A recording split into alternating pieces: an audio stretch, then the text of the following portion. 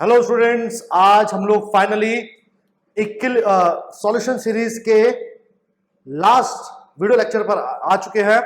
और जैसे कि आप लोग जानते हो कि ये वीडियो लेक्चर में हम लोग बात करने जा रहे हैं आज कुछ न्यूमेरिकल्स और कुछ ट्रिकी पार्ट के बारे में जो कि वेंट ऑफ फैक्टर से जुड़ा हुआ पूछा जाता है। इसके अलावा वेंट ऑफ फैक्टर से जुड़ी हुई काफी स्टूडेंट्स को दिक्कत आती है न्यूमेरिकल्स में ये पहचानने में कि वेंट ऑफ फैक्टर कहां लगा या कहां ना लगा। जैसे कि इससे लास्ट वीडियो में मैंने आप लोगों को बताया था कि भैया वेंट ऑफ फैक्टर क्या होता है और वो किस तरीके से कॉलिगेटिव प्रॉपर्टी में उसको यूज करते हैं। जिन स्टूडेंट ने वेंट ऑफ फैक्टर नहीं देखा, मैं उन सभी स्टूडेंट से रिक्वेस्ट करूंगा कि प्लीज आप सभी लोग इस वीडियो को पहले बंद कर दे और जाकर के उस वीडियो लेक्चर को देखें प्लीज, क्योंकि उसी को आज हम कंटिन्यू करते हुए उस पे बेस कुछ न्यूमेरिकल देखेंगे। न्यूमेरिकल तो चलो बात समझ में आती है स्टूडेंट, लेकिन सबसे बड़ी चीज जो यहां पर है वो यही है कि ये कैसे पहचाने कि न्यूमेरिकल वेंट ऑफ लगाना भी है कि नहीं। अगर आपको याद होगा तो मैंने इससे प्रीवियस वीडियो लेक्चर में आपको दो कॉलिगेटिव प्रॉपर्टी के सेट ऑफ फॉर्मूलाज दिखाए थे। एक ऐसे फॉर्मूला जहां वेंट ऑफ यूज नहीं हो रहा था और दूसरे वो फॉर्मूला जहां वेंट ऑफ यूज हो रहा था। तो कहीं ना कहीं न्यूमेरिकल अटेम्प्ट करने से पहले ये चीज जान लेनी चाहिए कि भैया क्वेश्चन को पढ़ के, ध्यान सुनेगा, क्वेश्चन को पढ़ के वेंट ऑफ कहां लगाए और कहां ना लगाए। तो आज का जो वीडियो लेक्चर है ये इसी बारे में है स्टूडेंट्स कि हमें न्यूमेरिकल्स के अंदर ये कैसे पता लगाए कि वेंट ऑफ लगना चाहिए कि नहीं लगना चाहिए, और अगर लगेगा तो उसके लिए क्या अप्रोच फॉलो करनी है, इस चीज के बारे में आज का वीडियो लेक्चर है। आज हम कुछ सीबीएसई बोर्ड एग्जाम्स के क्वेश्चंस और कुछ आईआईटी जेईई लेवल के क्वेश्चंस आज हम डिस्कस करेंगे। तो आप सब लोग अपने रजिस्टर्स और पेन निकाल लीजिएगा क्योंकि आज बहुत सारे इंटरेस्टिंग क्वेश्चंस आप लोगों के पास आएंगे, राइट। तो चलिए फिलहाल आप जैसे कि देख सकते हो कि मेरे पीछे बहुत कुछ बोर्ड पे बड़ा बड़ा सा मैंने कुछ भर के लिखा हुआ है, और ये चीज कुछ और नहीं, ये एक्चुअली आपकी चीजों को आसान बनाने के लिए मैंने लिख रखा है। ये सारी कंडीशंस आपको हेल्प करेगी ये पहचानने में कि भैया वेंट ऑफ को लगाए या ना लगाए, ये कैसे पहचाने। और अगर लगाना भी है, चलो नहीं लगाना तो चलो सिंपल सी बात है, वेंट ऑफ की बात नहीं करेंगे, फिर तो स्ट्रेट अवे कॉलिगेटिव प्रॉपर्टी लगाकर आंसर आ जाएगा। लेकिन अगर वेंट ऑफ लगाने की बात करें तो उसमें भी स्टूडेंट अब 2-3 अप्रोच आ जाती है, क्योंकि टोटल अगर देखें तो वेंट ऑफ के 3 या 4 फॉर्मुलेज है। तो कौन सा फॉर्मूला लगाए और किस अप्रोच को फॉलो करें ये जानना भी जरूरी है। तो जैसे कि आप देख सकते हो कि मेरे पीछे मैंने ऑर्गेनिक कंपाउंड्स और इनऑर्गेनिक कंपाउंड में डिस्टिंग्विश किया हुआ है। क्या कर रखा है? डिस्टिंग्विश किया हुआ है हर एक कैटेगरी को, राइट। क्योंकि देखिए जब और वेंट ऑफ में स्टूडेंट्स क्वेश्चंस आते हैं ना, तो वेंट ऑफ में जब न्यूमेरिकल तुमसे पूछे जाएंगे तो वेंट ऑफ में न्यूमेरिकल तुमसे इसी बात पे पूछा जाएगा कि भैया ऑर्गेनिक कंपाउंड है या इनऑर्गेनिक कंपाउंड है, सिंपल एज दैट, इसी बारे में बात होगी, ठीक है। तो ऑर्गेनिक कंपाउंड है तो कहानी थोड़ी डिफरेंट हो जाती है, इनऑर्गेनिक कंपाउंड है तो चीजें कुछ और बदल जाती है, ठीक है। तो पहले तो हम ये पहचानना सीखेंगे आज कि भैया अगर ऑर्गेनिक कंपाउंड आया तो हम किस अप्रोच को रखेंगे वेंट ऑफ को सॉल्व करने के लिए, और अगर इनऑर्गेनिक कंपाउंड आया तो उसके लिए किस अप्रोच को रखेंगे। क्योंकि जितने भी कंपाउंड्स होते हैं हमारी केमिस्ट्री के अंदर उन्हें हम लोग दो ही कैटेगरी में डिवाइड करते हैं, ऑर्गेनिक और इनऑर्गेनिक। एटलीस्ट वेंट ऑफ की मैं बात करूं तो तुमको दो ही कैटेगरीज मिलेगी तुम्हें यहाँ पे न्यूमेरिकल्स के अंदर, ऑर्गेनिक और इनऑर्गेनिक। अब ऑर्गेनिक में भी अगर नॉन इलेक्ट्रोलाइट आ गए, यूरिया, ग्लूकोज, सुक्रोज वगैरह अगर आ जाता है तो वेंट ऑफ का कहीं जिक्र ही नहीं है। लेकिन अगर कई बार ऐसा भी होता है कि बेंजोइक एसिड दे दिया और वेंट ऑफ नहीं पूछेगा, वेंट ऑफ के बिना न्यूमेरिकल सॉल्व करना होगा, कई बार ऐसा भी आ जाता है, राइट। तो देखते हैं कि कैसे सॉल्व करना है स्टूडेंट। तो आप जैसे कि देख सकते हो कि मेरे पीछे दो चीजें हैं, ऑर्गेनिक और इनऑर्गेनिक। तो पहले समझते हैं हम लोग ऑर्गेनिक कंपाउंड्स के बारे में। जी हाँ, पहले डिस्कस करते हैं हम लोग ऑर्गेनिक कंपाउंड्स के बारे में स्टूडेंट्स। कि ऑर्गेनिक कंपाउंड अगर दिया जाए तो कैसे उसको सॉल्व करना है, ठीक है। अब ध्यान सुनेगा, यहां पर जितने भी हम बात कर रहे हैं वो बात हो रही है किसके बारे में? वो बात हो रही है कि भैया अगर क्वेश्चन आया, अगर क्वेश्चन पढ़ रहे हो, अगर क्वेश्चन अटेम्प्ट कर रहे हो वेंट ऑफ का, तो उस क्वेश्चन को पढ़ के ये पिक करना होगा कि भैया क्वेश्चन में कंपाउंड कैसा दिया। सबसे पहली चीज कंपाउंड कौन सा है, ऑर्गेनिक और इनऑर्गेनिक। आई एम श्योर आप लोग 11th क्लास को पास आउट करके यहां पर बैठे हैं, and I am sure at least इतना तो बेसिक आइडिया आपको लग चुका होगा कि भैया आप कंपाउंड को देखकर पहचान ले कौन सा ऑर्गेनिक है कौन सा ऑर्गेनिक। ऑर्गेनिक का अगर नहीं बात पहचानना आता स्टूडेंट्स, कोई फर्क नहीं पड़ता, इस साल आप ऑर्गेनिक केमिस्ट्री पढ़ेंगे, इस साल 12th में हम डिस्कस करेंगे उसके बारे में भी, तो उससे आपको थोड़ा बहुत आइडिया लग पाएगा कि ऑर्गेनिक कंपाउंड को कैसे पहचाने। जिनको नहीं पता उनके लिए थोड़ा मैं हेल्प कर दूंगा, लेकिन फिलहाल देखिएगा। तो क्वेश्चन में सबसे पहली चीज जो तुमको देखनी है पढ़ करके वो यही देखनी है कि क्वेश्चन में कंपाउंड कैसा है, ऑर्गेनिक है या इनऑर्गेनिक। तो अगर ऑर्गेनिक कंपाउंड है, इनऑर्गेनिक का डिस्कशन करेंगे बाद में, लेकिन फिलहाल इनऑर्गेनिक ऑर्गेनिक को देखते हैं। ऑर्गेनिक कंपाउंड अगर स्टूडेंट गिवन है तो देखिए यहां पर अब दो कंडीशंस आ जाती है। क्वेश्चन को पढ़ने के बाद आपको इन दो कंडीशन को देखना पड़ेगा, और कंडीशंस क्या है? कंडीशन यही है कि भैया अगर क्वेश्चन में या तो मान लो आपको कोई कंडीशन या इंफॉर्मेशन दे रखी है या पूछी गई है, या तो आपको स्टूडेंट कोई चीज दे रखी होगी न्यूमेरिकल में और फिर कोई और प्रॉपर्टी निकलवाएगा, या आपसे कोई पर्टिकुलर वेंट ऑफ से जुड़ी हुई कोई चीज आपसे पूछ रहा होगा। और वो क्या चीज पूछ रहा होगा, इनमें से कोई 3 चीजें। कौन कौन सी? वेंट ऑफ फैक्टर खुद, डिग्री ऑफ डिसोसिएशन जो कि वेंट ऑफ फैक्टर से ही निकालते हैं, और तीसरा आपका मॉलिक्यूलर स्टेट पे भी क्वेश्चन आ जाते हैं बोर्ड एग्जाम में। कई मॉलिक्यूलर स्टेट से पूछा जा रहा है questions, right. Specially subjective question design होते हैं इसके ऊपर काफी अच्छे, राइट। देखेंगे कैसे। तो स्टूडेंट मेरा क्वेश्चन था आपसे कि भैया क्वेश्चन पढ़ना है और क्वेश्चन में ये देखना है कि क्या इन 3 चीजों के बारे में न्यूमेरिकल में कोई बात कर रखी है कि नहीं कर रही। या तो कुछ दे रखा होगा इनके बारे में कि वेंट ऑफ ऐसे लेके चलना है, या डिग्री ऑफ डिसोसिएशन ये है, या वगैरह वगैरह, या क्वेश्चन बोल रखा होगा कि कंपाउंड डिसोसिएशन में जा रहा है या एसोसिएशन में जा रहा है, कुछ भी दे रखा हो सकता है, राइट। तो न्यूमेरिकल पढ़ते टाइम सबसे पहले तुम्हें देखना है कि क्या इन 3 चीजों के बारे में बात हो रही है कि नहीं हो रही। आई रिपीट, अगर न्यूमेरिकल में इन 3 चीजों को कहीं पर भी जिक्र है स्टूडेंट्स, चाहे वो आपसे पूछ रहा हो या इनके बारे में कुछ दे रखा हो, तो याद रखना वहां वेंट ऑफ आपको यूज करना ही करना है। याद रखना वहां वेंट ऑफ आपको यूज करना ही करना है। और वेंट ऑफ यूज करने के साथ साथ वहां पे हम लोग जो वेंट ऑफ का ऑर्गेनिक के केस में जो जनरली हम फॉर्मुला लगाते हैं स्टूडेंट, वो लगाते हैं हम लोग ये वाला फॉर्मुला। ऑर्गेनिक के ज्यादातर क्वेश्चन हम जो सॉल्व करेंगे वो इस फॉर्मुले से ही सॉल्व करेंगे। इसके अलावा क्योंकि ऑर्गेनिक में स्टूडेंट दोनों केस आते हैं, ध्यान सुनेगा। अगर न्यूमेरिकल में मॉलिक्यूलर स्टेट के बारे में पूछ लिया, सॉल्यूट की मॉलिक्यूलर स्टेट, और सॉल्यूट हमारा कैसा होगा, ऑर्गेनिक होगा, क्योंकि लिक्विड तो जैसा मर्जी हो फर्क नहीं पड़ता, ठीक है। तो अगर स्टूडेंट ऑर्गेनिक दे रखा है और मॉलिक्यूलर स्टेट की बात कर रहा है, तो 2 चीज पूछ रहा है बेसिकली वो आपसे, डिसोसिएशन और एसोसिएशन, ठीक है। अब ये कैसे पहचाने डिसोसिएशन एसोसिएशन, तो ये मैंने आपको वीडियो लेक्चर में बताया था और अब मैं दोबारा बताता हूं। स्टूडेंट याद रखिएगा, डिसोसिएशन के केस में आपका आई हमेशा 1 से बड़ा होता है, जबकि एसोसिएशन में आई हमेशा 1 से छोटा होता है। इसका भी आपको ध्यान रखना पड़ेगा, राइट। तो आई की वैल्यू से भी हम लोग यहां कंक्लूड कर सकते हैं कि डिसोसिएशन है कि एसोसिएशन। इसके अलावा वो और क्या पूछ सकता है आप लोगों से कि डिग्री ऑफ डिसोसिएशन निकालो। देखो या तो आई पूछ लेगा या मॉलिक्यूलर स्टेट पूछ लेगा, जो कि हम आई की वैल्यू से कैलकुलेट कर सकते हैं, या क्या पूछ लेगा, या पूछ लेगा डिग्री ऑफ डिसोसिएशन अल्फा निकालिए। और आप जैसे कि देख सकते हो कि अल्फा का फॉर्मूला मैंने लास्ट क्लास पिछले वीडियो लेक्चर में भी आपको बताया था कि अल्फा का फॉर्मूला डिसोसिएशन के केस में ये यूज करेंगे और एसोसिएशन के केस में ये फॉर्मूला यूज होगा, राइट। तो इस तरीके से हम लोगों को स्टूडेंट डिसोसिएशन एसोसिएशन निकालना पड़ेगा। कब? जब न्यूमेरिकल में ऑर्गेनिक कंपाउंड हो। क्या हो स्टूडेंट्स? ऑर्गेनिक कंपाउंड हो। तो हम लोग इस अप्रोच को फॉलो करेंगे। कंडीशन क्या है कि न्यूमेरिकल में इनके बारे में कुछ बताना होना चाहिए, न्यूमेरिकल में जिक्र होना चाहिए इनके बारे में। क्योंकि स्टूडेंट आप देख सकते हो कि अगर इनके बारे में जिक्र नहीं है, अगर कोई इंफॉर्मेशन गिवन नहीं है या कुछ नहीं पूछा गया, कुछ जिक्र ही नहीं है इनके बारे में न्यूमेरिकल में, then there is no use of van't Hoff. याद रखना, then there is no use of van't Hoff. Van't Hoff को यूज नहीं करना। और ये केस आप लेके चलो, ये रेयर केस है स्टूडेंट, ये आता ही नहीं है, ये आता ही नहीं है, ना के बराबर, पूछा ही नहीं जाएगा। आईआईटी में तो भूल जाओगे बिना वेंट ऑफ के न्यूमेरिकल आ जाए। तो ये केस तो rare of the rarest case है कि ये वाला केस आ जाएगी वेंट ऑफ यूज नहीं करना, क्योंकि सॉल्यूशन में सारी चीज, सारा जो दिमाग लगाने वाला कंसेप्ट है वो वेंट ऑफ में है। अब तुम उस चीज को ही हटा दोगे तो फिर एनालिटिकल या एनालिसिस जो है, आपके एनालिसिस जो आपकी एबिलिटी है एनालिसिस करने की, उस पर फिर कोई ढंग का क्वेश्चन बन नहीं सकता, राइट, इसके बिना। तो ये वाला केस तो आप मान के चलो रेयर केस में ही आता है, राइट। तो याद रखना स्टूडेंट, ऑर्गेनिक में 2 कंडीशन बताई कि ऑर्गेनिक केस में अगर इनके बारे में कहीं पर भी जिक्र होगा तो आपको वेंट ऑफ को या आई को, अल्फा को या मॉलिक्यूलर स्टेट को इस तरीके से बताना है। दूसरा क्या बताया था मैंने आप लोगों को? दूसरा बताया था इनऑर्गेनिक कंपाउंड। तो देखो ये बात तो कंफर्म है स्टूडेंट, क्वेश्चन पढ़ते पहले पता लगाना है ऑर्गेनिक है या इनऑर्गेनिक। अगर ऑर्गेनिक है तो इस फ्लो चार्ट पे आ जाओ, इन चीजों को यूज करना शुरू करो और धीरे धीरे क्वेश्चन अपने आप सॉल्व होता रहेगा, राइट। लेकिन अगर इनऑर्गेनिक है, ध्यान सुनेगा, अगर इनऑर्गेनिक है स्टूडेंट्स, तो याद रखना एक चीज कि इनऑर्गेनिक में हमेशा क्या, हमेशा डिसोसिएशन होता है। हमेशा क्या होता है? Dissociation. Always undergo, inorganic compound always undergo dissociation. यहां तो स्टूडेंट डिसोसिएशन होगा ही होगा, ऐसा कोई केस आएगा ही नहीं कि जहां डिसोसिएट ना करे।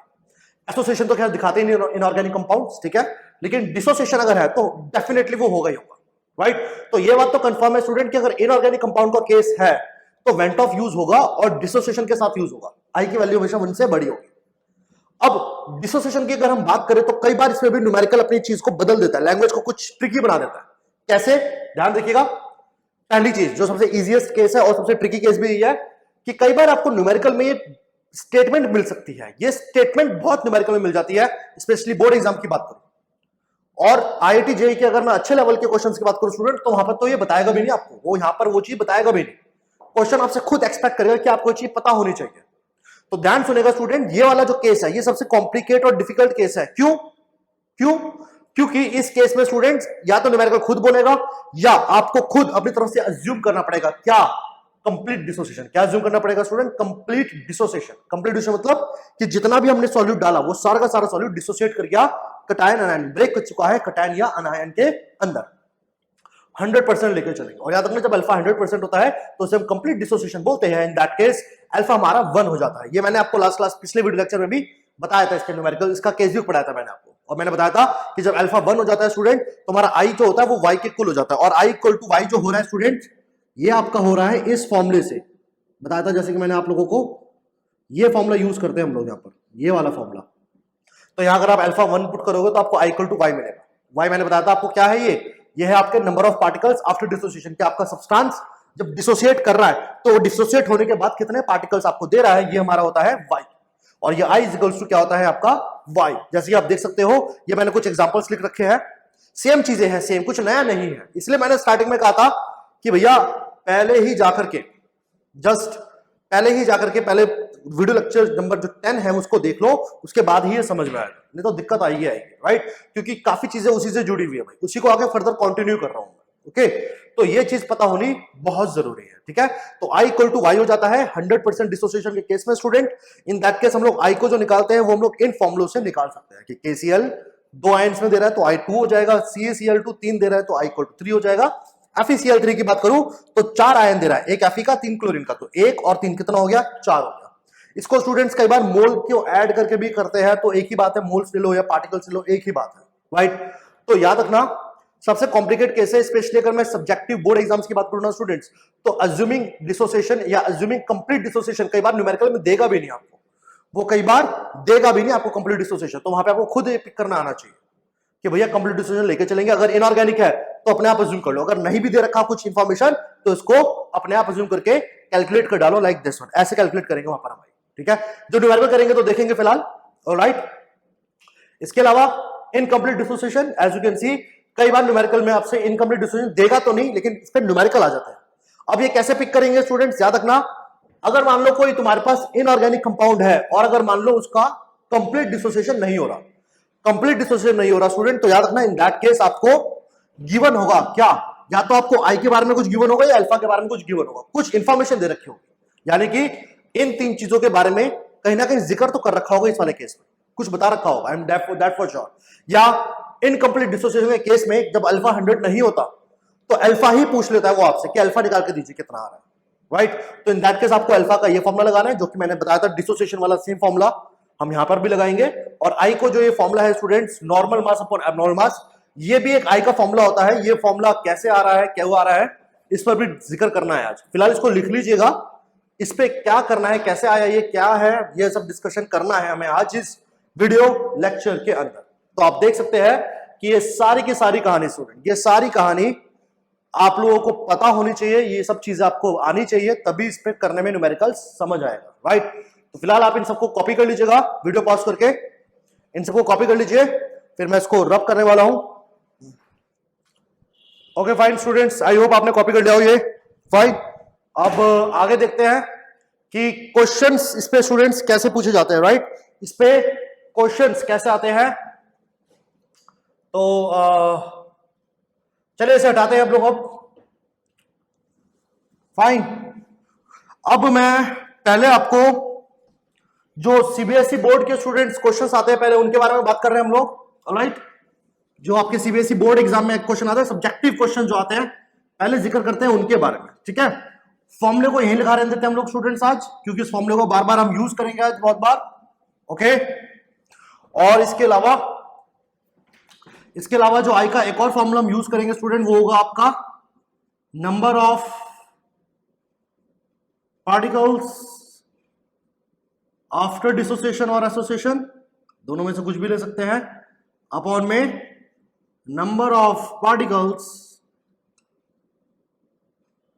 Before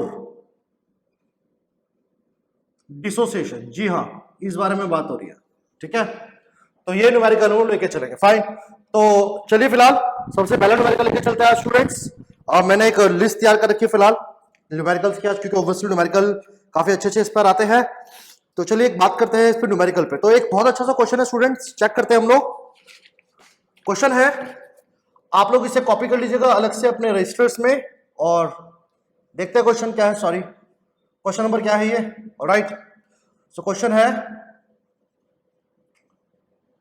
the boiling point given है आप लोगों को, केबी गिवन है आप लोगों को बेंजीन का, केबी फॉर बेंजीन गिवन है आपको कितना, केबी फॉर केरोसिन गिवन है आपको 2.53 केल्विन केजी पर मोल। जी हाँ, तो आप ये न्यूमेरिकल देख सकते हैं स्टूडेंट्स कि दिस इज अ न्यूमेरिकल, ठीक है, ये आपको पूरा न्यूमेरिकल है और आप लोग अगेन वीडियो को पॉज करके इसको अटेम्प्ट कर सकते हैं।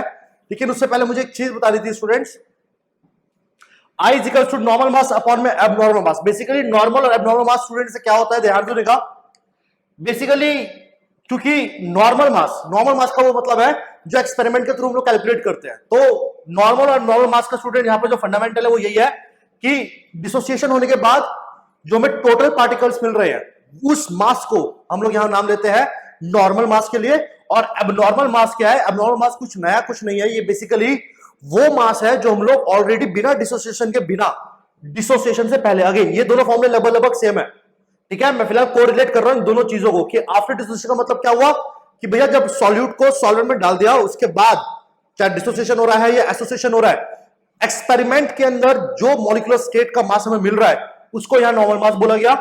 और एबनॉर्मल मास का यहां मतलब है स्टूडेंट कि बिफोर डिसोसिएशन, कि डिसोसिएशन या एसोसिएशन होने से पहले जो मास हमारे पास था, that's called your, what do we call, abnormal mass, right. तो याद रखिएगा नॉर्मल अपॉन में एबनॉर्मल मास जो होता है स्टूडेंट वो आपको यही बताता है कि भैया आपका सब्सटेंस के अंदर डिसोसिएशन होने से पहले और डिसोसिएशन होने के बाद मास में क्या बदलाव आया, ठीक है। हमें जो कैलकुलेट करके जो मास मिलेगा उसको बोलेंगे एबनॉर्मल, और जो एक्सपेरिमेंट से ऑब्जर्वेशन के थ्रू जो हमें मास मिलेगा उसे हम लोग क्या बोलेंगे, नॉर्मल मास, राइट। तो फिलहाल आप लोग वीडियो पॉज कर लीजिए, न्यूमेरिकल को ट्राई करिएगा, फिर हम इसको अटेम्प्ट करेंगे, कोशिश करेंगे इसको सॉल्व करने के लिए। चलिए स्टूडेंट्स, आई होप सबने ट्राई कर लिया होगा। अब देखते हैं न्यूमेरिकल देखो कैसे सॉल्व करना है। बिल्कुल, अब एक चीज जो तुम्हें स्टूडेंट्स परेशान कर रही होगी, पहली चीज तो वो कि एसिटिक एसिड का मोलर मास पूछ लिया, और शायद आप सब लोग जानते हो एसिटिक एसिड तो ये होता है कि नहीं होता, बिल्कुल होता है।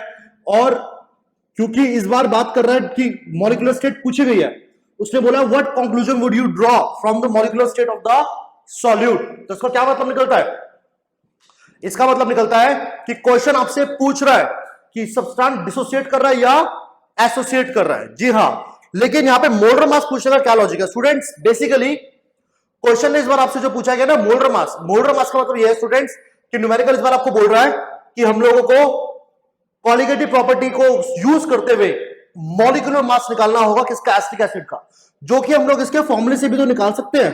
कितना फॉर्मूला बनेगा इसका? कार्बन आपका हो गया 12 इंटू 2 प्लस ऑक्सीजन हो गया 16 इंटू 2 प्लस हाइड्रोजन हो गया आपका 4 इंटू 1, राइट।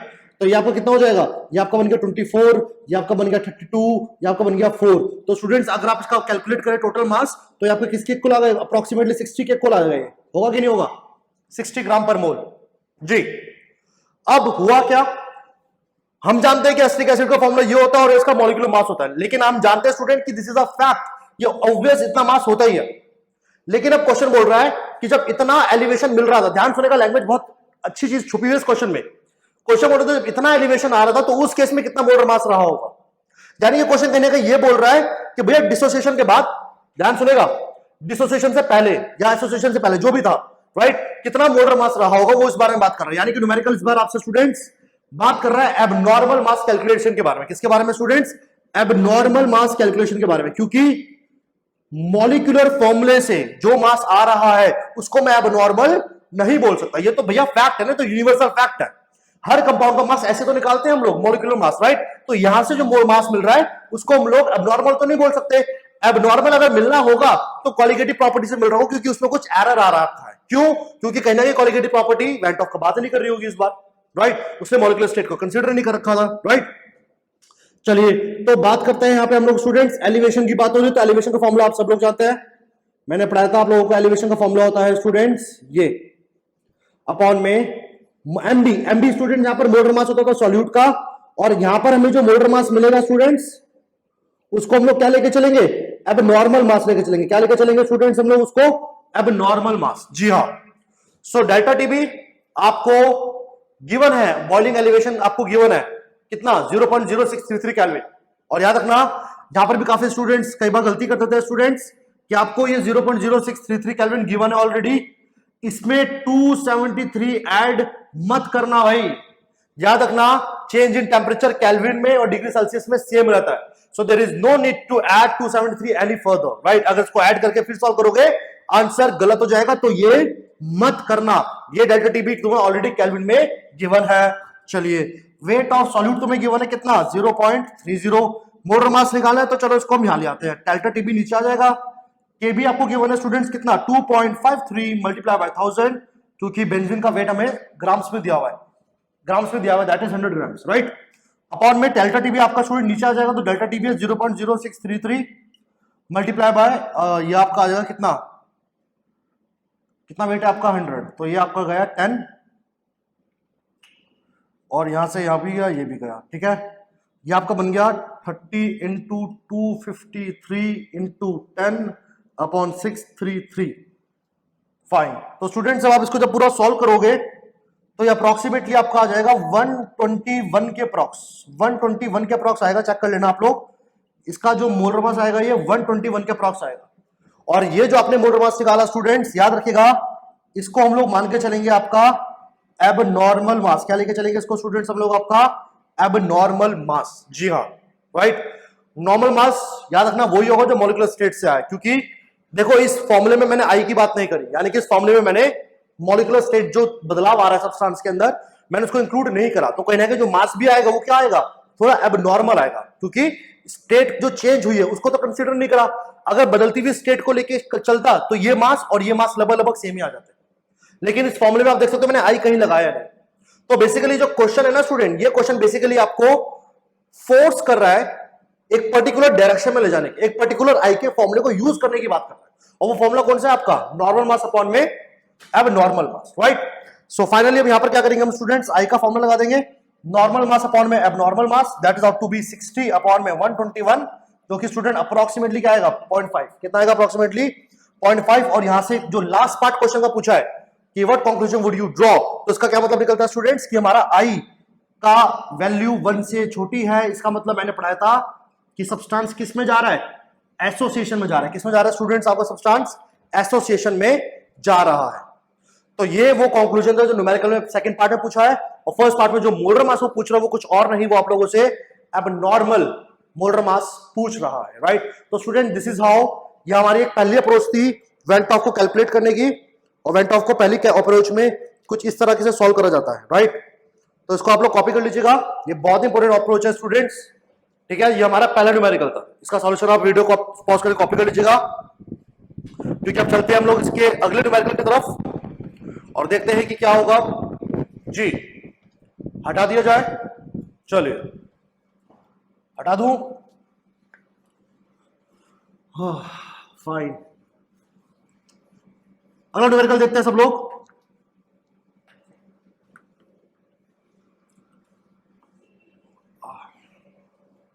चलिए अब अगला न्यूमेरिकल है स्टूडेंट्स हमारा an aqueous solution 1.248 gram given है आपको यहां पे students. KB for water, KB for water given है आप लोगों को यहां पर, दैट इज 0.521 केल्विन केजी पर मोल। जी हाँ, और आप लोग जानते हैं वाटर का बॉइलिंग पॉइंट आपका 100 डिग्री होता है, राइट। तो अगेन ये आपको न्यूमेरिकल है अब, ठीक है। इस न्यूमेरिकल को सॉल्व करने के स्टूडेंट दो अप्रोच होगी, अब ध्यान सुनेगा, इस न्यूमेरिकल को सॉल्व करने की दो अप्रोच होगी। मैं दोनों अप्रोच आपको एक्सप्लेन करूंगा, लेकिन फिलहाल आप लोग इस न्यूमेरिकल को वीडियो पॉज करके अटेम्प्ट करेगा, फिर हम डिस्कस करेंगे इसके बारे में। चलिए देखते हैं न्यूमेरिकल सब स्टूडेंट्स, फाइन, कि कैसे सॉल्व करना है इस न्यूमेरिकल को। सबने अटेम्प्ट कर लिया होगा आई होप। अब देखिए इस न्यूमेरिकल को जैसे मैंने बताया कि दो अप्रोच है, एक लॉन्ग वाली और एक छोटी वाली, दोनों को देखते हैं और फिर कैलकुलेट करते हैं कि आंसर कैसा आएगा, ठीक है। अब आप देख सकते हो कि क्वेश्चन में देखो आप लोगों से स्टूडेंट क्या पूछा गया। सबसे पहले आप ये देखिए कि न्यूमेरिकल में पूछा गया क्या है, degree of dissociation that is alpha, ये पूछा गया है अल्फा, राइट। अब अल्फा के लिए आप जानते हो आई की जरूरत पड़ सकती है आपको, राइट। वाई तो निकालेंगे ही और आई भी, तो चलो पहले वाई देखते हैं स्टूडेंट। वाई क्या होगा BaCl2 के लिए?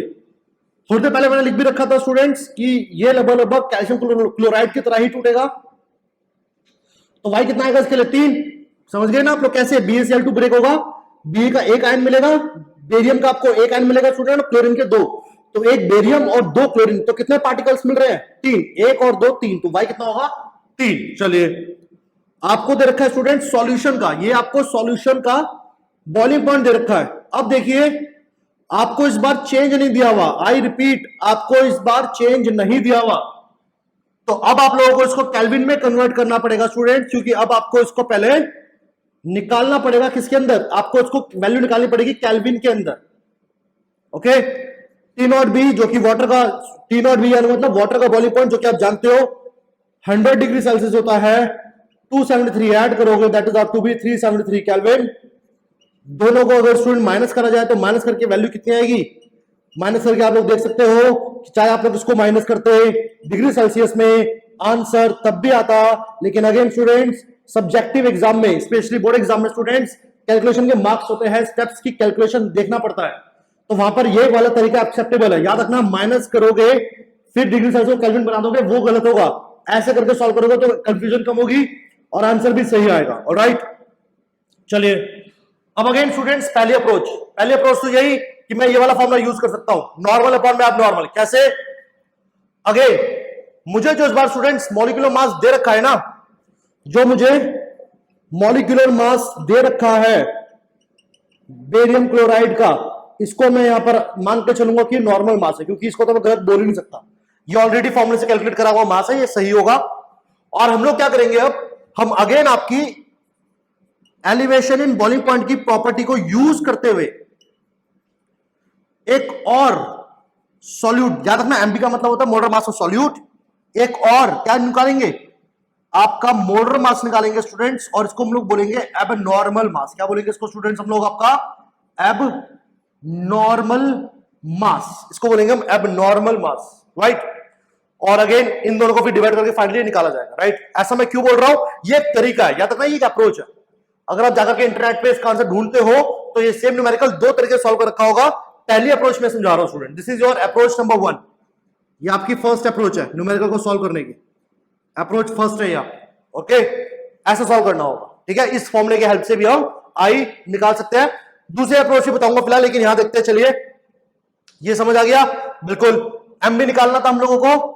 चलिए तो एमबी के लिए क्या करेंगे हम लोग, स्ट्रेट अवे आप वैल्यूज को पुट कर देते हैं, सारी वैल्यूज हमारे पास है, वेट हमारे पास है बेरियम क्लोराइड का 1.248, केबी है 512 इंटू में 1000 अपॉन में डेल्टा टीबी आ रहा है 0.0832 मल्टीप्लाई बाय 100।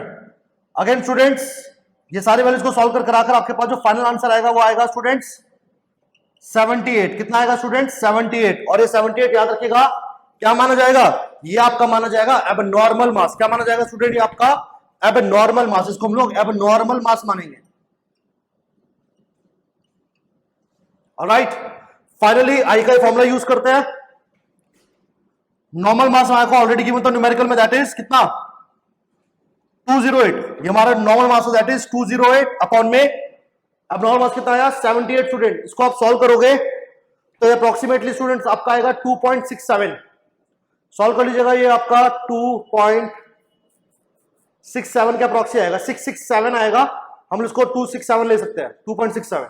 ऑलराइट, अल्फा निकालने के लिए पूछा गया, देखिए इस बार स्टूडेंट आप देख सकते हो कि आपका इनऑर्गेनिक कंपाउंड है और न्यूमेरिकल में अल्फा ही पूछ लिया है, यानी कि इस बार आपका अल्फा 100% नहीं है।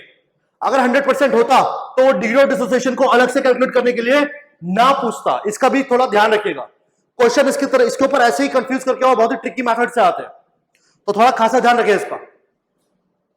अल्फा इजिकल्स टू क्या रहेगा यहां पे आपका स्टूडेंट्स, अब अल्फा का फॉर्मूला है i-1 that is 2.6 - 1 equal to y-1, y कितना था हमारा 3 - 1, so that is out to be 1.67 upon में 2।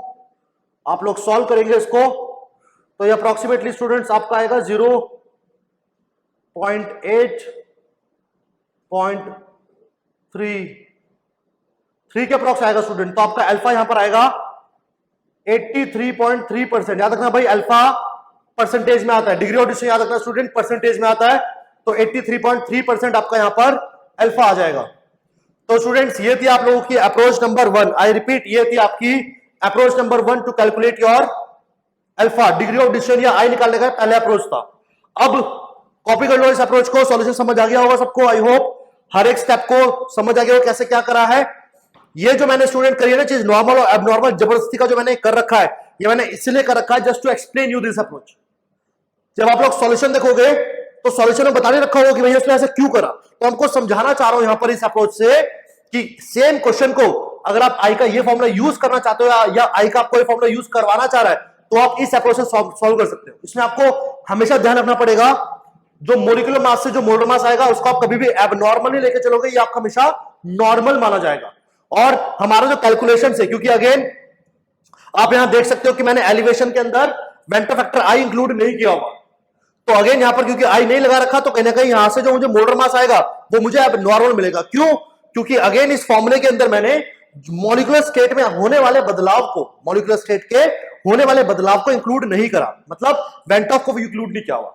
बढ़ाया था मैंने आपको वीडियो लेक्चर में कि went of factor molecular state में जो चेंज आ जाता है सॉल्यूशन के अंदर उसकी बात करता है। तो जब उस फैक्टर को इंट्रोड्यूस नहीं करा, तो ऑटोमेटिकली बात है यहां से जो मोलर मास जब भी हम कैलकुलेट करेंगे वो आपका अब नॉर्मल मास माना जाएगा, राइट। तो ये थे आपके स्टूडेंट्स अप्रोच नंबर 1 इस न्यूमेरिकल के लिए। अब मैं आपको बता रहा हूं स्टूडेंट्स सेकंड अप्रोच, अब मैं आपको बता रहा हूं स्टूडेंट्स सेकंड अप्रोच, राइट। चलिए अब सेकंड अप्रोच देखते हैं, इसकी हटा दिया जाए ये सब। चलिए अब स्टूडेंट सेकंड अप्रोच देखिएगा। अब सेकंड अप्रोच में मुझे कुछ नॉर्मल एबनॉर्मल कुछ नहीं करना, ये सब कुछ नहीं करना। स्टूडेंट्स को पर्सनली मैं यही अप्रोच को फॉलो करने के लिए बोलता हूं और यही रिकमेंड करता हूं मैं स्टूडेंट्स को कि आप लोग इसी अप्रोच को फॉलो करें, तो कभी कंफ्यूज नहीं होंगे। अप्रोच सेकंड अप्रोच में जो मोलर मास दे रखा है ना स्टूडेंट्स, अब मैं इसको नॉर्मल एबनॉर्मल कुछ नहीं करूंगा। मैं जानता हूं कि भैया अल्फा चाहिए, देखो डिग्री डिस्टेंस चाहिए और डिग्री डिस्टेंस के लिए आई तो चाहिए, यानी कि मुझे पता है वेंट ऑफ मुझे निकालना ही पड़ेगा, जिसके लिए मैं अब स्ट्रेट अवे जो मेरी कॉलिगेटिव प्रॉपर्टी का फॉर्मूला है, जो मेरी कॉलिगेटिव प्रॉपर्टी का फॉर्मूला है स्टूडेंट्स, उसके अंदर अब मैं स्ट्रेट अवे आप देख सकते हैं आई को मल्टीप्लाई करके उसका वैल्यू आई को डायरेक्ट इंक्लूड कर लूंगा मेन फॉर्मूले में। ये फॉर्मूला मैंने लास्ट क्लास में लिखवाया था कि आई को मल्टीप्लाई करा जाता है कॉलिगेटिव प्रॉपर्टीज के अंदर, क्योंकि ये एक करेक्शन फैक्टर होता है। तो यहां पर मैं जानता हूं कि भैया मुझे आई की जरूरत पड़ने वाली है अल्फा के लिए, तो स्ट्रेट अवे मैं आई को एलिवेशन के अंदर लेके चलूंगा, आई को स्ट्रेट अवे कैलकुलेशन यहीं से लेके चलूंगा, राइट।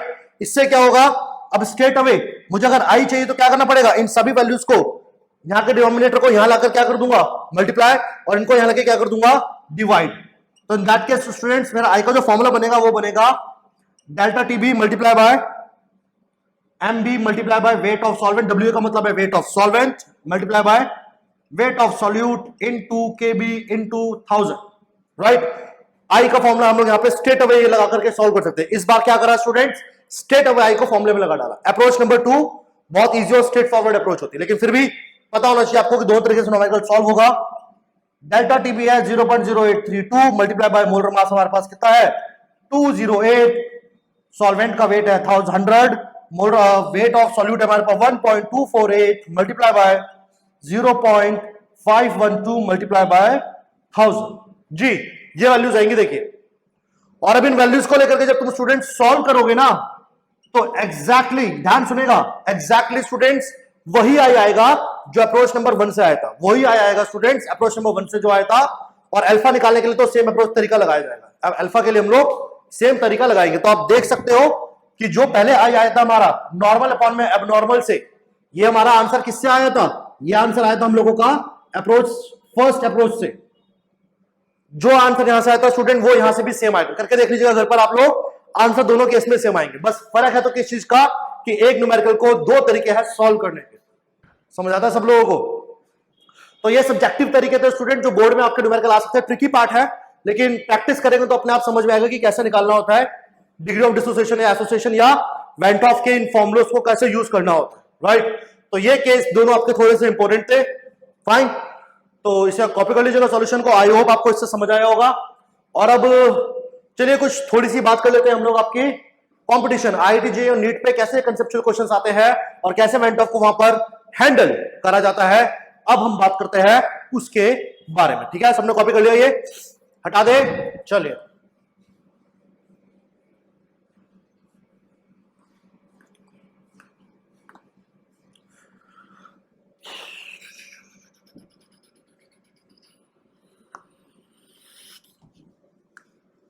चलिए स्टूडेंट्स, अब हम लोग कुछ कंसेप्ट देखते हैं जो कि आपके वेंटो फैक्टर के ऊपर बेस्ड जेई या नीट वगैरह में पूछे जाते हैं जनरली ऐसे कंसेप्ट। ठीक है, तो इसमें से सबसे पहले स्टूडेंट दो चीजों के बारे में पूछा जाता है जनरली न्यूमेरिकल्स। पहला है आपका elevation in billing point boiling point, और दूसरा है आपका students depression in freezing point. Alright, so elevation का जैसे स्टूडेंट्स मैंने आपको फॉर्मूला बताया था स्टूडेंट्स, एलिवेशन का फॉर्मूला होता है delta TB equal to TB minus T not B, और वहीं डिप्रेशन का फॉर्मूला होता था स्टूडेंट्स आपका T not F minus T F. तो स्टूडेंट्स यहां पे आपके क्वेश्चंस आते हैं सॉल्यूशन के बारे में। जी हां, सॉल्यूशन का बॉइलिंग पॉइंट या फिर सॉल्यूशन का फ्रीजिंग पॉइंट पे न्यूमेरिकल पूछे जाते हैं। तो ध्यान सुनेगा स्टूडेंट्स। अब अगर मान लो मुझे यहां से टीबी का फॉर्मूला चाहिए तो मुझे क्या करना पड़ेगा स्टूडेंट, टी नॉट बी को दूसरी तरफ लगे क्या करना पड़ेगा, ऐड करना पड़ेगा ना। यानी कि इस एक्सप्रेशन को मैं थोड़ा रीअरेंज करके ऐसे लिख सकता हूं कि सॉल्यूशन का बॉइलिंग पॉइंट जब भी बढ़ेगा तो क्या होगा, वो टी नॉट बी में कुछ डेल्टा टीबी ऐड होगा, डेल्टा टीबी ऐड होगा, that's called elevation. Boiling point बढ़ेगा। वहीं दूसरी तरफ फ्रीजिंग पॉइंट की अगर हम बात करें तो फ्रीजिंग पॉइंट के लिए अगर आपको टीएफ चाहिए तो क्या करना पड़ेगा स्टूडेंट, टीएफ को यहां लाना पड़ेगा, डेल्टा टीएफ को वहां ले जाना पड़ेगा। तो स्टूडेंट्स आपका इन दैट केस फॉर्मूला ये बनेगा, दैट इज कॉल्ड डिप्रेशन। ये जो टीएफ है आपका सॉल्यूशन का फ्रीजिंग पॉइंट है। सो अगर टीएफ निकालना है तो टी नॉट एफ में से, यानी कि जो आपके प्योर सॉल्वेंट का फ्रीजिंग पॉइंट है उसमें से डेल्टा टीएफ माइनस करना पड़ेगा। सो इन दैट केस आपका फ्रीजिंग पॉइंट कम हो जाएगा। चलिए, तो यहां से स्टूडेंट अब कोरिलेट करते हैं इन चीजों को वेंटो फैक्टर के साथ। डेल्टा टीबी का फॉर्मूला था स्टूडेंट्स केबी इंटू एम, और डेल्टा टीएफ का फॉर्मूला था स्टूडेंट आई इंटू में के एफ इंटू एम। और as you can see student यहां से मैं कंक्लूड कर सकता हूं कि देखो केबी तो कांस्टेंट है, और अज्यूम कर लो, अज्यूमिंग वन मोलर सॉल्यूशन, दोनों केस में स्टूडेंट्स अज्यूम कर लेते हैं कि वन मोलर सॉल्यूशन है, कि मोलालिटी जो है सॉल्यूशन की वो 1 है। तो इन दैट केस क्या होगा स्टूडेंट्स, ध्यान सुनेगा, इन दैट केस क्या होगा, इन दैट केस स्टूडेंट्स आपका केबी कांस्टेंट है, एम आपका 1 हो गया। मैं वहां से कंक्लूड कर सकता हूं कि आई मल्टीप्लाई बाय केबी, क्योंकि एम तो यहां पे 1 हो चुका है, ये तो 1 हो चुका है। और यहां से हम कंक्लूड कर सकते हैं स्टूडेंट्स कि आई मल्टीप्लाई बाय केबी, और आई शुड से कि अगर मैं मान लो आई मल्टीप्लाई बाय केबी हो जाएगा स्टूडेंट्स, और डेल्टा टीबी अगर निकालूं तो मैं यहां पे बोल सकता हूं कि डेल्टा टीबी आपके आई के डायरेक्टली प्रोपोर्शनल है। क्या है, डायरेक्टली प्रोपोर्शनल। सेम हम यहां पर भी कर सकते हैं स्टूडेंट्स कि delta TF equal to i multiply by K F multiply by आपका एम, एम कह सकते हैं हम लोग, आपका स्टूडेंट्स अगेन 1 हो चुका है। तो यहां से भी हम कंक्लूड कर सकते हैं कि आपका डेल्टा टीएफ भी आई के डायरेक्टली प्रोपोर्शनल है। अब स्टूडेंट इस आई का रिलेशन निकालना है बॉइलिंग पॉइंट ऑफ सॉल्यूशन या फ्रीजिंग पॉइंट ऑफ सॉल्यूशन के साथ। तो आप देख सकते हो स्टूडेंट्स कि आई अगर बढ़ रहा है तो डेल्टा टीबी बढ़ेगा, और as you can see student इस एक्सप्रेशन में प्लस साइन लगा हुआ है। क्या लगा हुआ है, प्लस साइन, वैल्यू बढ़ रही है। यानी कि यहां से हम ये बोल सकते हैं स्टूडेंट्स कि अगर डेल्टा टीबी बढ़ेगा, ध्यान सुनेगा, कि डेल्टा टीबी अगर बढ़ेगा तो ओवरऑल ये वैल्यू भी तो बढ़ेगी, क्योंकि प्लस हो रहा है नहीं, वैल्यू में कुछ एडिशन हो रहा है। टी नॉट भी तो फिक्स है, सॉल्वेंट का बॉइलिंग पॉइंट तो फिक्स है, उसमें आप जितना ज्यादा डेल्टा टीबी ऐड करोगे ओवरऑल टीबी आपका इंक्रीज करेगा, क्योंकि ऐड हो रहा है कुछ वैल्यू। तो यहां से अगर आई बढ़ रहा है तो डेल्टा टीबी बढ़ रहा है, और डेल्टा टीबी बढ़ेगा तो स्टूडेंट्स क्या बढ़ेगा, टीबी बढ़ेगा। तो यहां से हम लोग कंक्लूड निकाल कर सकते हैं स्टूडेंट्स क्या, कि आपका जो टीबी होता है, ध्यान सुनेगा, आपका जो टीबी होता है स्टूडेंट्स वो डायरेक्टली प्रोपोर्शनल होता है किसके, आई के। क्या होता है स्टूडेंट, डायरेक्टली प्रोपोर्शनल होता है आई के, कि अगर आई ज्यादा किसी सॉल्यूशन का तो उसका टीबी भी आपको ज्यादा मिलेगा, सॉल्यूशन का बॉइलिंग पॉइंट भी ज्यादा मिलेगा। क्यों, क्योंकि यहां वैल्यू ऐड हो रही है, और ऐड होने के साथ साथ वैल्यू इंक्रीज करेगी, डायरेक्टली प्रोपोर्शनल का रिलेशन आ जाएगा, राइट। वहीं आता है फ्रीजिंग पॉइंट पर, यह थोड़ा अच्छा केस है। डेल्टा टीएफ स्टूडेंट आप देख सकते हो कि आपको टी नॉट एफ में से हमेशा डेल्टा टीएफ क्या करना है, माइनस करना है। क्या करना है, माइनस करना है। अब माइनस करने का मतलब यह है कि मान लो अगर स्टूडेंट आपका वेंटो फैक्टर बढ़ रहा है तो डेल्टा टीएफ बढ़ेगा, बिल्कुल बढ़ेगा, राइट। उससे क्या होगा, उससे स्टूडेंट ये होगा कि जितनी ज्यादा ये वैल्यू होगी आई गेस उतनी बड़ी वैल्यू को आप यहां क्या करोगे, सब्ट्रैक्ट करोगे ना टी नॉट एफ में से। और आप लोग जानते हो कि जब किसी वैल्यू में से हम लोग कुछ चीज सब्ट्रैक्ट करते हैं स्टूडेंट्स, तो सब्ट्रैक्ट करने की वजह से वैल्यू पे ओवरऑल क्या हो जाएगा, वैल्यू कम हो जाएगी। क्या हो जाएगी स्टूडेंट, वैल्यू कम हो जाएगी। तो देखो इन दोनों को पैरेलल रखकर समझने का सिंपल सा लॉजिक ये है यहां प्लस साइन था तो वैल्यू यहां इंक्रीज होती चली जाएगी जैसे जैसे डेल्टा टीवी बढ़ता रहेगा। डेल्टा टीवी का मतलब आई बढ़ता रहेगा। और अगर मैं यहां की बात करूं स्टूडेंट, क्योंकि यहां पे सब्ट्रैक्ट माइनस हो रहा है, तो आप लोग यहां पे प्योर सॉल्वेंट के फ्रीजिंग पॉइंट से कुछ हमेशा क्या करोगे, माइनस करोगे। अगर छोटी वैल्यू को माइनस करोगे तो बदलाव या फ्रीजिंग पॉइंट थोड़ा ज्यादा आएगा, क्योंकि कम वैल्यू को माइनस कर रहे हैं। लेकिन अगर डेल्टा टीएफ बढ़ता रहेगा और अगर ज्यादा वैल्यू को अगर आप टी नॉट एफ से माइनस करोगे तो ओवरऑल टीएफ क्या होता रहेगा, कम होता रहेगा ना स्टूडेंट्स, कम होता रहेगा। क्यों? क्योंकि माइनस साइन है। तो यहां पे प्लस और माइनस साइन का आपको कंक्लूजन निकालना पड़ेगा कि माइनस साइन से क्या फर्क पड़ रहा है और प्लस साइन से क्या फर्क पड़ रहा है, राइट। क्योंकि अब जो मैं क्वेश्चंस कराऊंगा वो मैं इसी कंसेप्ट पे कराने वाला हूं। सो यहां से मैं कंसेप्ट समझ में आ गया स्टूडेंट्स कि अगर आई बढ़ेगा डेल्टा टीएफ बढ़ेगा, और अगर डेल्टा टीएफ बढ़ेगा तो ओवरऑल आपका टीएफ जो कि सॉल्यूशन का फ्रीजिंग पॉइंट है स्टूडेंट्स, मैं इसको बोल सकता हूं कि ये क्या है, वेंटो फैक्टर के इनवर्सली प्रोपोर्शनल है। इन दैट केस आपका फ्रीजिंग पॉइंट उतना ही क्या होता रहेगा, कम होता रहेगा। क्या होता रहेगा स्टूडेंट्स, कम होता रहेगा, कारण यहां नेगेटिव साइन लगा हुआ है। तो जितनी वैल्यू को माइनस करोगे आंसर ओवरऑल उतना छोटा होता रहेगा। जितना यहां वैल्यू बड़ी मिलेगी उतना इनका सब्ट्रैक्शन छोटा होता चला जाएगा, वैल्यू और कम होती रहेगी, राइट। तो इसका मतलब आपको समझ में आ रहा होगा कि यहां पर मैं आपको क्या बताने की कोशिश कर रहा हूं, राइट। समझ आता सब लोगों को? तो ये दो चीजें आप लोग याद रखिएगा, एक तो ये और दूसरा ये, क्योंकि अब इसी में बेस मैं आप लोगों को न्यूमेरिकल्स कराने वाला हूं। तो चलिए फटाफट से पहले इस कंसेप्ट पे फटाफट न्यूमेरिकल देख लेते हैं स्टूडेंट्स, बिना टाइम वेस्ट करते हुए। आई होप आपने कॉपी कर लिया होगा जी। तो चलिए अब न्यूमेरिकल देखते हैं इसके ऊपर जल्दी से। तो न्यूमेरिकल है स्टूडेंट्स आप लोगों का कि क्वेश्चन बोल रहा है which of the following will have the highest freezing point at 1 atm। जी क्वेश्चन ये बोल रहा है, ऑप्शन दिए हुए हैं 0.1 m NaCl सॉल्यूशन, और दिया हुआ है आपको 0.1 m शुगर सॉल्यूशन, और दिया हुआ है आपको 0.1 m BaCl2 सॉल्यूशन, और लास्ट ऑप्शन आपको दिया हुआ है स्टूडेंट्स 0.1 m FeCl3 सॉल्यूशन। जी हाँ, ये आपका क्वेश्चन है स्टूडेंट्स। सो वीडियो को पॉज करिएगा और इस न्यूमेरिकल को लगा लीजिएगा, क्योंकि फिर इसको हम सॉल्यूशन सॉल्व करेंगे और देखेंगे आंसर क्या है, ठीक है। अब आप देख सकते हो स्टूडेंट्स इस न्यूमेरिकल में कि इस न्यूमेरिकल में 100% डिसोसिएशन अज्यूम करने के लिए नहीं बोला। और जैसा कि मैंने आपको पढ़ाया था कि अगर नहीं बोल रखा और मान के चलो आपको इनऑर्गेनिक कंपाउंड दिया हुआ है तो लेके चलो, लेके ही चलना पड़ेगा, कुछ कर नहीं सकते, आई तो लगाना ही पड़ेगा, राइट। तो चलिए बात करते हैं। 4 सॉल्यूशन है स्टूडेंट्स हमारे पास, शुगर, NaCl, BaCl2 और आपका FeCl3। शुगर मैंने पढ़ाया था स्टूडेंट्स आप लोगों को नॉन इलेक्ट्रोलाइट होता है, डिसोसिएट नहीं करेगा, जिसकी वजह से इसका जो आई होगा स्टूडेंट्स वो 1 माना जाएगा। इसका आई 1 मानता है, नॉन इलेक्ट्रोलाइट का आई 1 होता है। NaCl ब्रेक करेगा किसके अंदर, Na+ और Cl-, 100% डिसोसिएशन ले लो तो आई किसके इक्वल होगा, नंबर ऑफ पार्टिकल्स का। तो आई यहां पर क्या कितना बन जाएगा आपका, 2 बन जाएगा। क्या बन जाएगा स्टूडेंट्स, 2 बन जाएगा। और यहां पर अगर हम मान के चले आई अगेन 100% डिसोसिएशन में नंबर ऑफ पार्टिकल्स के इक्वल आई होता है, तो ये 2 और एक ये 2 और एक ये 1, तो 3 हो जाएगा यहां पर आपका आई। जबकि FeCl3 के केस में 3 क्लोराइड के आयन, एक आपका फेरिक आयन, तो आई यहां पर हो जाएगा आपका 4। बात हो रही है किसके बारे में student, highest freezing point, point to be noted, highest freezing point. अब स्टूडेंट फ्रीजिंग पॉइंट को कोरिलेट करना है किसके साथ, आई के साथ। और अगेन बात हो रही है इस कंक्लूजन के बारे में, जी हां बात हो रही है इसके बारे में। तो समझ में ये आ रहा है स्टूडेंट्स क्या कि आई जिसका ज्यादा, टीएफ उसका छोटा, टीएफ उसका छोटा, इनवर्सली प्रोपोर्शनल है। और क्वेश्चन क्या बोल रहा है student, highest freezing point.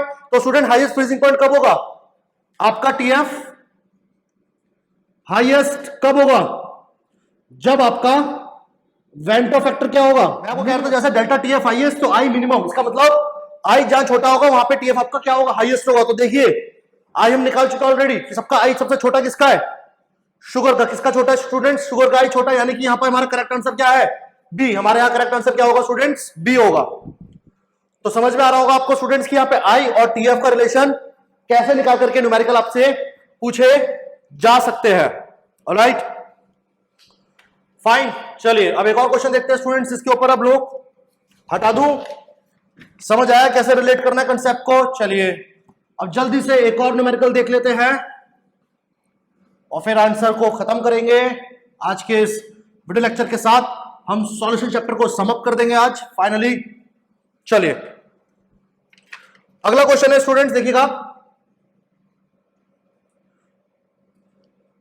Question है दैट क्वेश्चन है what will be the, yes students, ये आपका न्यूमेरिकल है और आपको 4 ऑप्शन दिए हुए हैं। डिग्री सेल्सियस, बी आपको दिया हुआ है -0.372 डिग्री सेल्सियस, सी ऑप्शन है आपका -3.2 डिग्री सेल्सियस और डी ऑप्शन है स्टूडेंट्स आपका 0 डिग्री सेल्सियस। जी ये क्वेश्चन है आप लोगों का। फ्रीजिंग पॉइंट निकालना है किसका? सॉल्यूशन का। स्टूडेंट्स अगेन बात हो रही है सॉल्यूशन के फ्रीजिंग पॉइंट के बारे में। कंसेप्ट अगेन वेंट ऑफ का ही है, क्योंकि अगेन बात हो रही है किसका सॉल्यूशन है इस बार है KCl। देखिए स्मॉल m का मतलब मोलालिटी दी हुई है इस बार आपको। फाइन, तो वीडियो पॉज करके फटाफट क्वेश्चन अटेम्प्ट करें और इसका सॉल्यूशन देखते हैं हम लोग क्या आएगा। चलिए देखिए क्वेश्चन स्टूडेंट्स। फाइन, KCl दिया हुआ है और अगेन हम क्या करेंगे, अज्यूम कर लेंगे 100% डिसोसिएशन। क्या कर लेंगे स्टूडेंट्स, 100% डिसोसिएशन अज्यूम कर लेंगे। तो KCl कैसे ब्रेक होगा, K प्लस और Cl माइनस में, जिसके चलते हमारा I इस केस में स्टूडेंट्स क्या बन जाएगा, 2 बनेगा। I क्या बनेगा, 2। तो चलिए स्टूडेंट डेल्टा TF का फॉर्मूला लगाते हैं, that is I multiply by KF multiply by M। I हमारे पास आ रहा है 2, KF हमको गिवन है 1.86 मल्टीप्लाई बाय मोलालिटी है 0.5। ये कितना गया आपका, तो स्टूडेंट डेल्टा TF आ गया आपका 1.86। इसको देख के तुम समझ चुके हो कि सॉल्यूशन का फ्रीजिंग पॉइंट कितना होगा, क्योंकि डेल्टा TF का फॉर्मूला क्या पढ़ाया था, T0F minus TF, that is 1.86। सारे ऑप्शन डिग्री सेल्सियस में स्टूडेंट, तो हम लोग डिग्री सेल्सियस में डील करते हैं। तो TF यहां जाएगा, डेल्टा TF यहां जाएगा, तो that is out to be minus का 1.86 डेल्टा TF, कितना माइनस का 1.86। That means answer A is correct. Answer A क्या होगा आपका, करेक्ट होगा। तो समझ आ रहा होगा आप लोगों को स्टूडेंट्स कि फ्रीजिंग पॉइंट पे ट्रिवियल क्वेश्चंस इतने ज्यादा ट्रिकी क्वेश्चंस बन सकते हैं और आप लोगों का आएगा कैसे उसके साथ रिलेशन पूछा जाता है। राइट, तो सॉल्यूशन कॉपी कर लीजिएगा सब लोग। अगेन इस तरह के न्यूमेरिकल आएंगे जो कि बहुत आराम से आपके हो जाएंगे, बस थोड़ा ट्रिक समझ आनी चाहिए, दैट्स इट, और कुछ नहीं है। फाइन, इन क्वेश्चन में याद रखना, ऐसे क्वेश्चन बोर्ड में भी आ सकता है आपको स्टूडेंट्स। KCl दिया हुआ है लेकिन बोला नहीं गया कि अज्यूम करो 100% डिसोसिएशन है। याद रखना इनऑर्गेनिक कंपाउंड है तो 100% डिसोसिएशन अज्यूम करके चलना पड़ेगा। ये कंडीशन हमेशा लेके चलेंगे, अगर दिया रखा हो या ना दे रखा हो। राइट, चलिए अब फाइनली हम लोग अपने लास्ट न्यूमेरिकल पे आते हैं आज और देखते हैं कि न्यूमेरिकल में कैसा पूछा जाएगा अगला। फाइन, तो स्टूडेंट्स अब लास्ट क्वेश्चन आप लोगों का है कि what will be the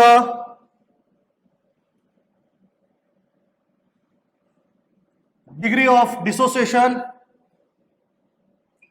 of 0.1 m।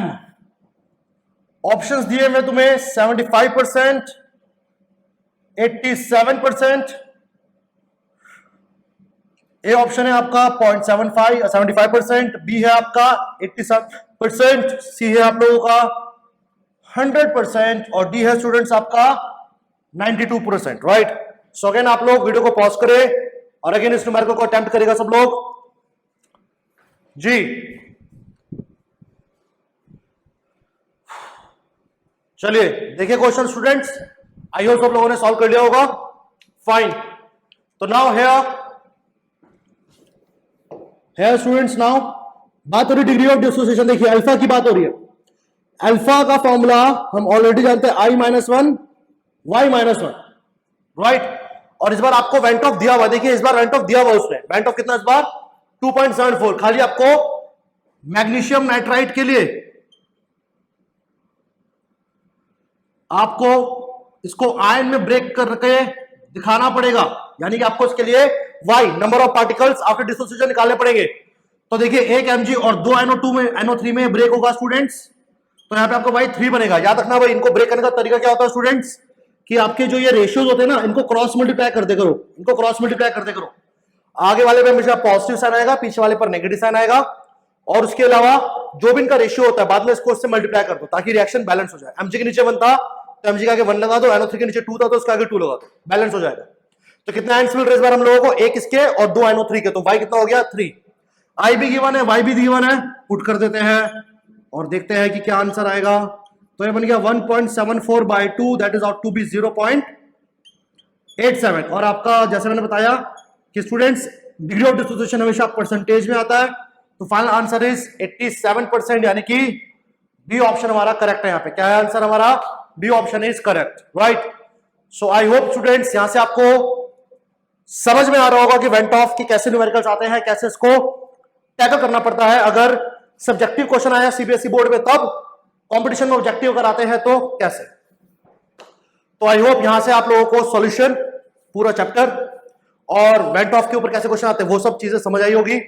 अगर इस सॉल्यूशन चैप्टर के दौरान मैंने किसी पर्टिकुलर टॉपिक के किसी पर्टिकुलर पॉइंट पर कुछ मिस्टेक या गलती करी हो तो कमेंट सेक्शन में मुझे जरूर बताइएगा स्टूडेंट्स, आला करके आपके कमेंट्स का मैं वेट करूंगा। तो फिलहाल सॉल्यूशन को अब यही हम समाप्त करते हैं। अब मैं आपके पास आऊंगा एक नया चैप्टर की सीरीज लेकर के, जो कि शायद इलेक्ट्रोकेमिस्ट्री या केमिकल काइनेटिक्स हो सकता है। ठीक है, फिलहाल के लिए स्टूडेंट्स इस वीडियो को लाइक जरूर करिएगा, दोस्तों के साथ शेयर करना ना भूले और चैनल को सब्सक्राइब जरूर कर लीजिएगा। आज के लिए स्टूडेंट्स गुड बाय।